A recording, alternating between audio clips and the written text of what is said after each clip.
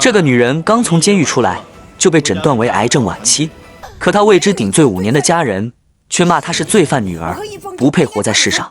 而她用生命守護的哥哥們，早已將她當年的詩詞、歌曲和商業計劃據為己有，捧紅了另一個養女，讓她成為萬眾矚目的天後。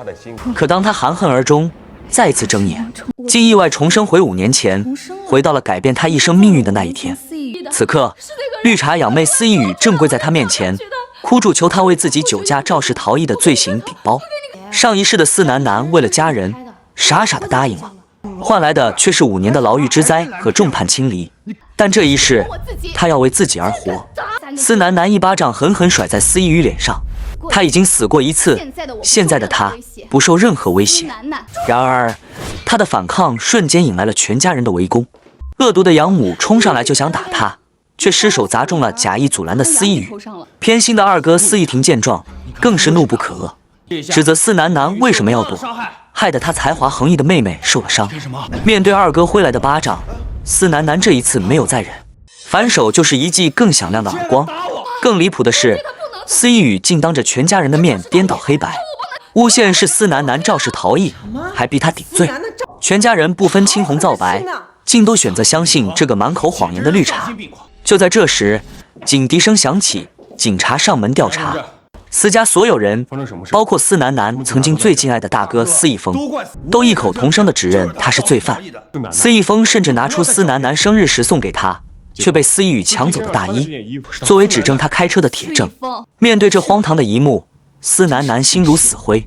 他冷靜地指出自己根本沒有駕照，連車都沒碰過幾次，而身為專業賽車手的司一宇才有作案的可能。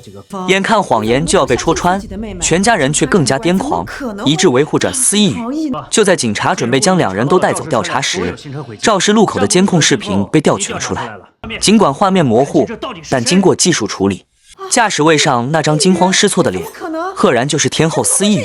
鐵證如山，司一宇百口莫辯。可即便如此，司家眾人依舊沒有絲毫悔意，他們想的不是讓犯錯的女兒承擔責任，而是想着如何用錢擺平，保住司一宇的前途。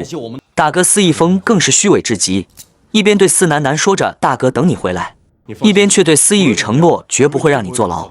這極致的雙標讓司南南徹底看清了這群人的嘴臉。他當眾宣布與司家恩斷義絕，並立下誓言，要將他們從他這裡偷走的一切全部奪回來。他要在他们最引以為傲的領域，將他們狠狠踩在腳下。復仇的第一步就是摧毀大哥司一峰金牌主持人的驕傲。司南南來到即將倒閉的881電台，憑借住前世的積累和無與倫比的才華，開啟了一檔名為第365次日落的深夜故事欄目。第一天，他就用一個懸念迭起的盜墓故事，硬生生從司一峰的王牌節目中搶走了上百萬聽眾，讓瀕臨破產的電台起死回生。司一峰感到了前所未有的威脅，他立刻使出殺手鐧，在節目中進行歌曲首秀，演唱了一首司一宇創作的歌曲。他以為憑此可以輕鬆碾壓，沒想到司南南根本不懼，當即也演唱了一首原創歌曲《淋雨一直走》，用直擊人心的旋律和唱功，再次將收聽率拉平。一時間，2個電台的收聽率竟達到了驚人的2800萬，平分秋色。司一峰徹底急了。第二天，他請來天后司一宇本人作為嘉賓，準備用新歌發布會徹底擊垮司南南。整個海城的聽眾都沸騰了，所有人都以為881電台這次必敗無疑。然而，司南南卻拋出了一個更炸裂的玩法，他要現場連線聽眾，根據對方的故事即興創作一首歌。節目開始，一位女聽眾打進電話，講述了自己被欺騙，在不知情的情況下當了小三的痛苦經歷。在全網的矚目下，司南南僅用了幾分鐘，就創作出了一首名為《我懷念的》的歌曲。那哀而不傷的旋律，字字誅心的歌詞，瞬間引爆了所有聽眾的情感共鳴，收聽率如同火箭般飆升，直接突破4000萬。而司一峰和司一宇的節目則被碾壓的只剩下不到200萬聽眾，淪為全城的笑柄。慘敗的司一峰惱羞成怒，他竟親自打電話到司南南的節目，用偽裝的聲音講述了一個顛倒黑白的故事，將自己塑造成一個被白眼狼妹妹傷害的受害者，企圖通過輿論毀掉司南南。但他萬萬沒想到，司南南早已識破他的身份。他用幾個犀利的問題，就讓司一峰的謊言漏洞百出。